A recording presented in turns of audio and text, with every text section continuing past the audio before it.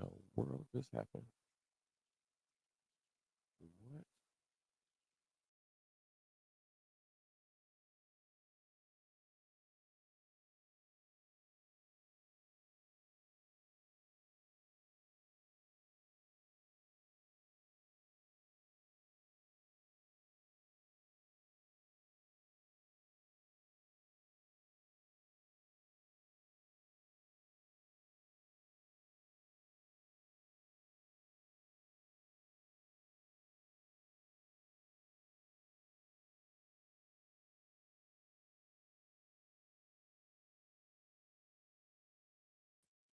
Yo, shalom, shalom.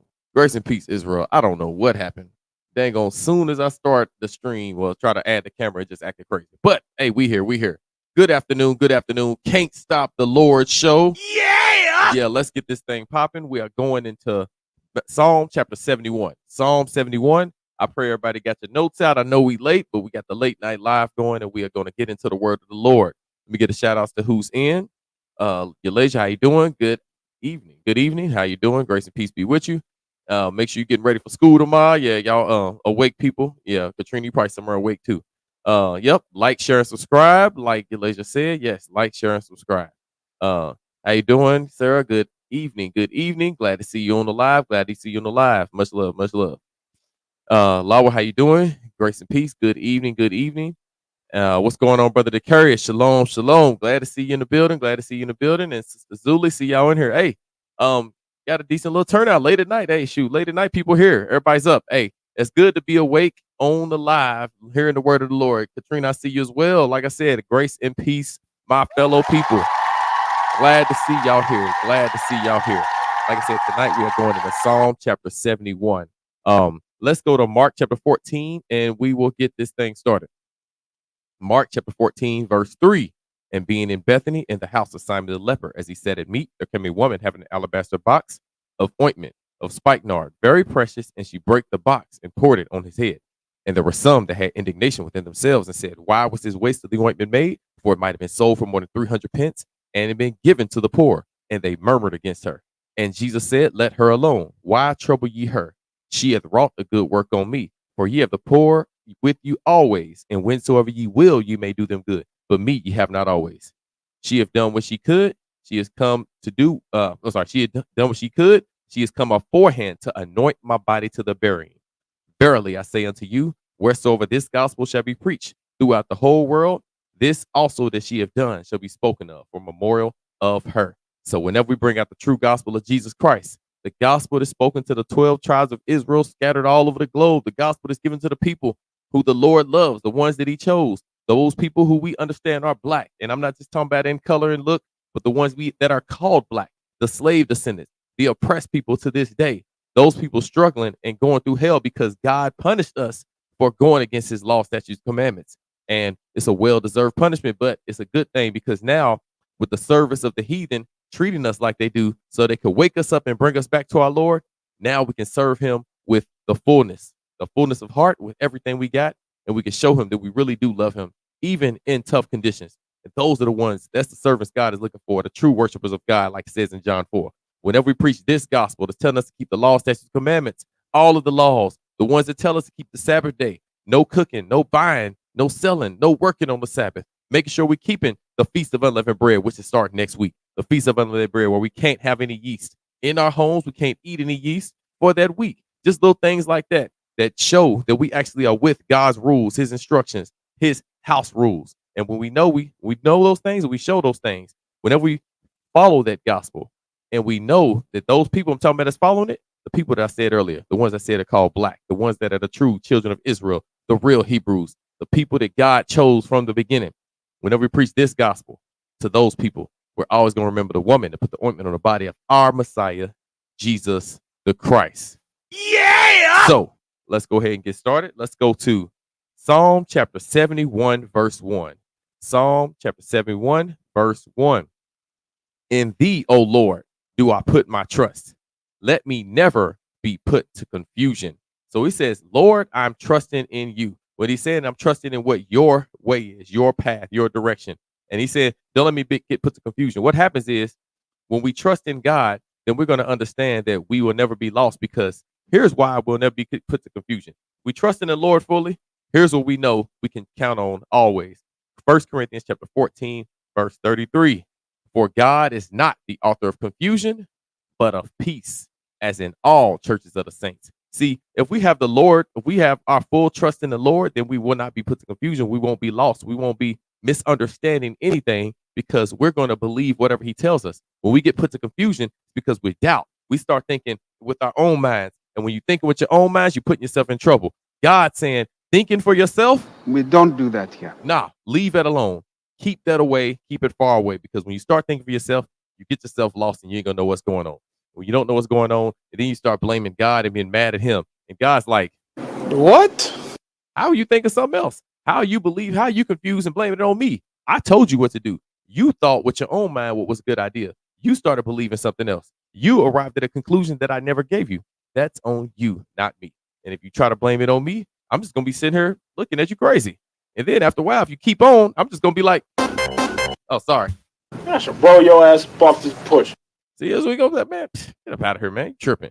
Go on somewhere, because I'm giving you the correct answer. You need to believe in that answer and follow it with everything you got. Psalm 71:2.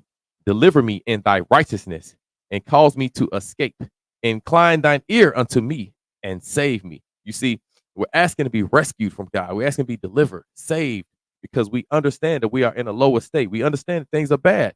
So we're asking him, he deliver you, and not just deliver me, but in your righteousness, according to what you told me. And he says, listen to me, incline your ear to me. Lord, turn your ear. Hear what I got to say, because I'm trying to tell you what's going on. I'm trying to tell you how bad I got it, even though the Lord understands all things. But he's like, Lord, please hear my cry. Verse 3, be thou my strong habitation, whereunto I may continually resort. Thou hast given commandment to save me, for thou art my rock and my fortress. See, a rock is something that you can count on to never move. It is going to be stubborn. So he's stuck in his ways. It's rooted. Sorry. That rock is solid. Something solid is something you can count on. It's consistent. And he says, you are my fortress. A fortress is an impenetrable building, house, castle, whatever you want to call it. A fortress is something that you are safe in. You have safety, protection. And what do we want more than anything? Protection. Me as a man, I'm proud that I have the protection of the Lord. I'm glad that I can understand, hey, God has got my back no matter what. The protection of God is better than anything. You know what I'm saying? That's why as a man, if you don't choose the God of Israel, you're foolish, because that's the best man to choose. I hate hearing men talk about women choosing the wrong man, but these men choose the wrong God. You're choosing the wrong God. You're choosing the wrong. You don't have the Messiah as your husband. You choosing to be somebody else. Yeah, you better get on board with the Messiah's plan, his program, because he's the one that's got the ultimate protection plan, the ultimate provision plan, and the ultimate guidance. He's going to teach you the best. He's going to protect you the best, and he's going to provide for you the best. There's nothing nobody can give you more than what Jesus the Christ can, because Jesus the Christ is going to inherit the earth. If you choose somebody else, then you're as foolish as these women choosing the bad boys. Guess what you did? Chose the bad boy. Now, guess what? Look what situation you're in. You looking at life, and you blaming God, and you wonder why things are so terrible, because you chose the wrong man. It's your fault, dumbass. Let's go on. Psalm 71:4. Deliver me, O my God, out of the hand of the wicked, out of the hand of the unrighteous and cruel man. We're asking to be saved from that man, that person that, again, is that person that means evil for me, that is trying to plot against me, that wants to see my hurt, that wants to see the ones I love in a bad place.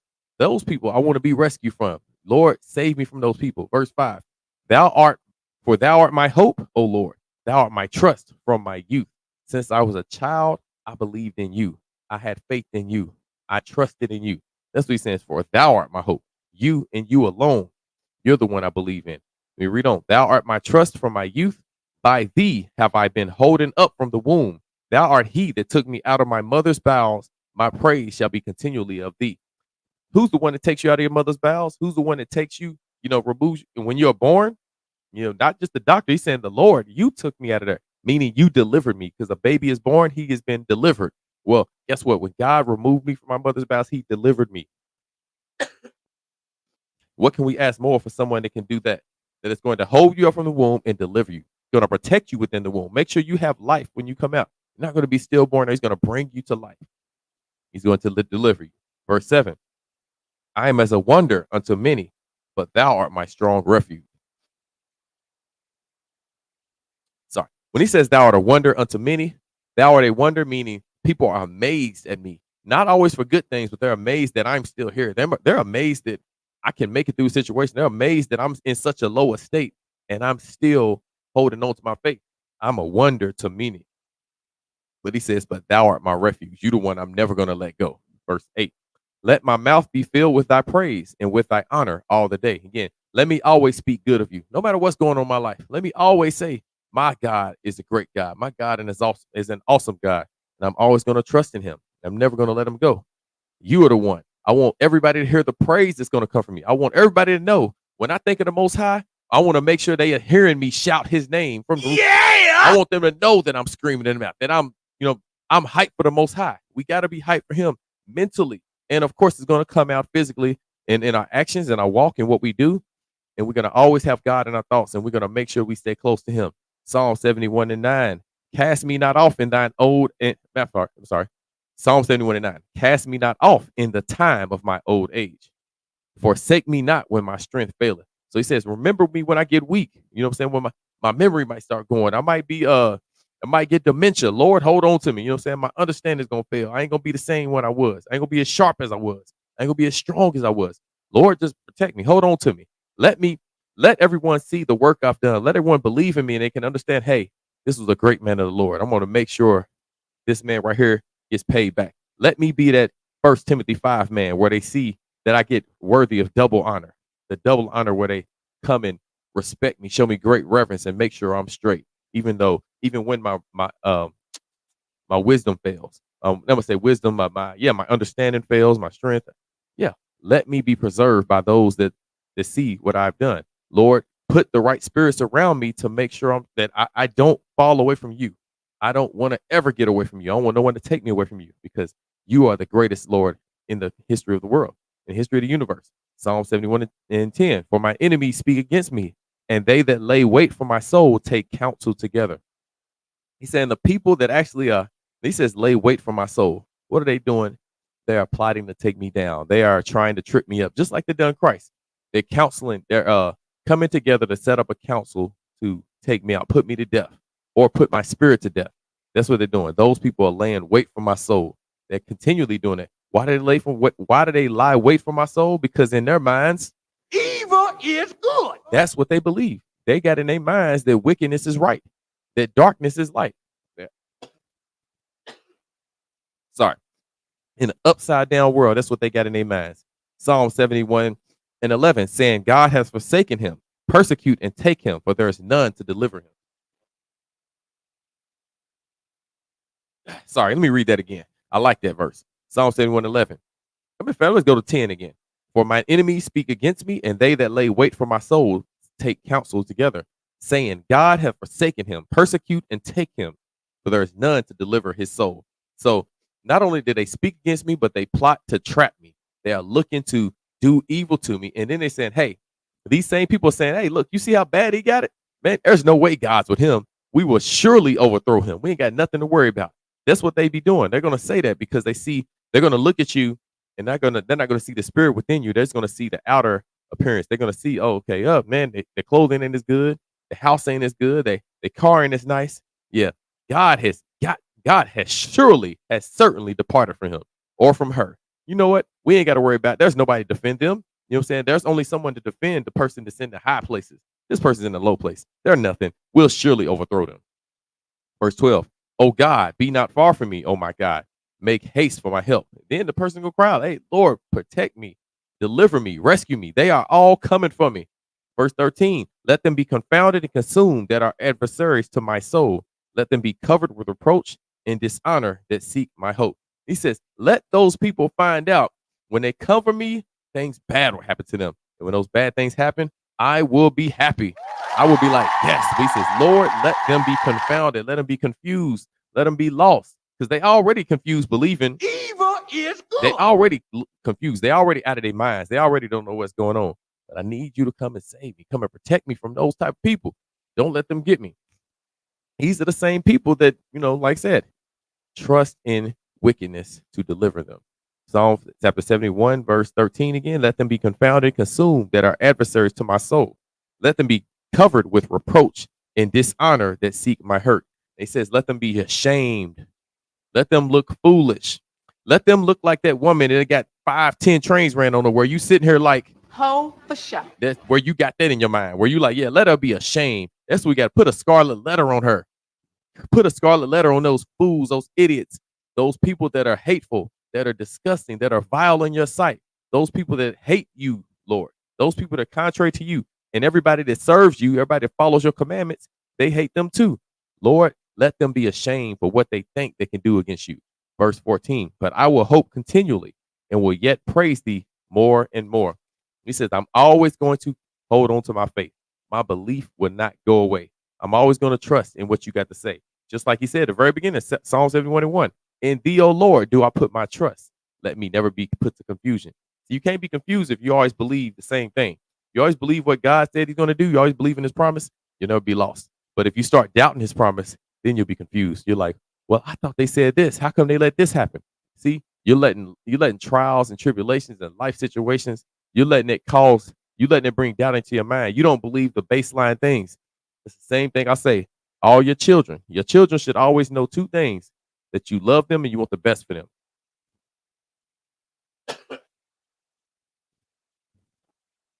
Sorry about that, man. It's supposed to be gone. If your children know you love them, want the best for them, they will never doubt you. They won't doubt you because they're going to have faith in you, because they're going to have faith that you are doing what is best for them. If you love them, you will never do nothing to intentionally hurt them. Same thing, wives. You have to always know that your husband wants the best for you, so he will not do anything to intentionally hurt you. Same thing for people that are, you have a person that leads you. You have someone that's guiding you. Like if it's not your father, it's your father figure, your elder, your teacher. Guess what? They want the best for you. And same thing for actually brothers that's following the teacher, because scriptures talk about it's a father. Now, it's not actually saying your daddy, the one that birthed you, but it's saying a father. A father is a teacher, an instructor, a guide. Haman was the father to King Ahasuerus. And you know what I'm saying? He was father to him. Now, was he his blood father? No, because Ahasuerus was a Persian and he was an Edomite, but he was the teacher. He was a wise counselor. So that's all you got to understand. The person is your wise counselor that loves you. You got to believe they love you or they want the best for you. Because if you don't, yeah, then you're gonna find yourself doubting. You're gonna be confused. When you're confused, you start making bad decisions. Psalm 71:15. My mouth shall show forth thy righteousness and thy salvation all the day, for I know not the numbers thereof. Now he says, I know not the numbers thereof. Matter of fact, I read verse 16. I will go in the strength of the Lord God. I will make mention of thy righteousness, even of thine only. See, when he's talking about I'm gonna make mention of your salvation and of your righteousness, it's a promise he made. The promise he made that he's going to give us the gate of our enemies. He's going to have us possess all of the people, all of the animals, all of the lands. All those things will belong to us. And he says he don't know the numbers of the days. We don't know when we're going to be delivered, when we'll be rescued. We're just going to have to hold on to the Most High. We're going to have to endure in the faith. And whenever it's time, when he says, okay, it's time for you to be rescued, it's going to be time for us to be rescued. Verse 16, I will go in the strength of the Lord God. I will make mention of thy righteousness, even of thine only. So again, of you only, your righteousness, your laws, your statutes, your commandments, the things you deem is good, holy, perfect. Verse 17, O God, thou hast taught me from my youth, and hitherto have I declared thy wondrous works. He's taught us from the beginning, meaning he made us, he formed us in his image. From our youth, we had to accept these commandments. We don't accept these commandments, then of course we're in a bad situation. Verse 18, now also when I am old and gray-headed, O God, forsake me not, until I've showed thy strength unto this generation and thy power to everyone that is to come. He said, let everybody see all the greatness that I've done, all the things I've done to actually love my nation. He says, let them see these things. And he says, also, don't forsake me. Don't let me go. Don't forget about me, God. Verse 19, thy righteousness also, O God, is very high. Who has done great things, O God? Who is like unto thee? Meaning, who can compare to you? The greatness, not just the greatness that you do, but the holiness, the fairness, the type of righteous judge you are, where you always going to do the right thing. Who can compare to that? Nothing can compare to that, because most people have their own personal agendas. And then there's God, who has the best interests of all those around him. And I'm talking about all those around him, all of his people, all of his race, all of his nation, all of his chosen. the Israelites. He has our best interests at heart always. Verse 20, thou which hast showed me great and sore troubles shalt quicken me again and shall bring me up from the depths of the earth. When he says he'll quicken us, he'll make us alive. He'll bring us back to life. He'll bring us, if we fall into sin, he's going to elevate us. He's going to resurrect us from the dead. And I'm talking about the dead of sin, the dead of iniquity. He's going to cast all our wickedness off of us, and he's going to bring us into his marvelous light, which is righteousness and holiness. Psalms 71:21. Thou shalt increase my greatness and comfort me on every side. I will also praise thee with the psaltery, even thy truth, O my God. Unto thee will I sing with the harp, O thou Holy One of Israel. Again, I'm going to give you much love. I'm going to shout from the rooftops. Yeah! I'm going to praise you at every turn. I'm going to applaud you. Thank you for all your greatness. This is how we show you our appreciation constantly. Again, appreciation is one of the number one things you got to have. You don't have appreciation for God, you will not last with him, because he's not going to want you around him, because he's going to stop providing for you. You can't desire a provider and not appreciate what they provide you with. When you do that, he's gonna be like, I'm gonna just stop giving you stuff. Instead of giving you a banquet, he's gonna give you like a little chicken wing. And if you don't want the little chicken wing, he'll throw you 2 kernels of corn. You know why? He's like, oh, you don't appreciate nothing. So I'm gonna let you see what it's like not getting nothing. Psalm 71:23. My lips shall greatly rejoice when I sing unto thee, and my soul which thou hast redeemed. So again, our soul, our insides, we're gonna always remember and think about him. When you keep him on your mind, then it's hard for you to walk away from him and start to serve another God. When he's on your mind, there's no other man that you can think of. And I say another man, I'm talking about another God, no Baal, no Ashtaroth, no Buddha, none of those things. You're only going to think about the mighty God above all gods. Psalm 71:23 again, my lips shall greatly rejoice when I sing unto thee, and my soul which thou hast redeemed. My tongue also shall talk of thy righteousness all the day long. For they are confounded, for they are brought unto shame that seek my hurt. And he says, my tongue shall speak of their righteousness, meaning what's coming out my mouth, the things that I speak, is going to be just like what the priests used to speak, great knowledge. I'm going to speak that knowledge. I'm going to rehearse the righteous acts. What is rehearsing? I'm going to speak them to you. I'm going to tell you all of the beautiful things that God has done for my nation and for me and for all of those people that side with the Lord. That's what I'm going to talk about. I'm going to speak about those things. And those people that actually tried to seek out to get me, those people that thought they had something on me and they were going to take me down, again, God's going to laugh at them. God's going to be like, got him! Got him! You really thought you could come against me? Really thought you could stop children of the Most High? You really thought you could stop the Most High's program of elevating the children of the Most High? Again, he's going to be laughing at you. He's going to be like, man, what kind of foolishness you think you was pulling? What you think you was going to run? There's nothing you can do against me. Anytime you think you can do something against me, I'm just sitting here thinking, what? Y'all niggas tripping. That's what I'm be thinking about. Man, y'all your dang mind. Y'all tripping. Why would you believe that? Only way you can believe that is if you have been confused. How you get confused? You started leading yourself. Started believing things that was outside of what God told you. As soon as you start doing that, you're going to be confounded, aka lost, confused, walking in circles, don't know the answer, and you're going to be put to shame, meaning you're going to be looking stupid, foolish, because you sought to hurt the people of the Most High. This is Psalms chapter 71. I pray everybody was edified. Pray y'all gained some understanding. Appreciate y'all was able to learn. And like I said, hey, if the lesson was well, you know what I'm saying, or if you got you was able to glean something from it, put a 1 in the chat. If you was lost and confused and you're like, I don't really get it, it's like, put some questions in the comment section. And if you did, again, and for those that's in the church, obviously, be in the comment section anyway. Let's send this word to the war cousins of the earth. All right. Love y'all, Israel. Y'all enjoy the rest of y'all's night. Grace and peace be unto the 12 tribes. And y'all have a good one. Shalom.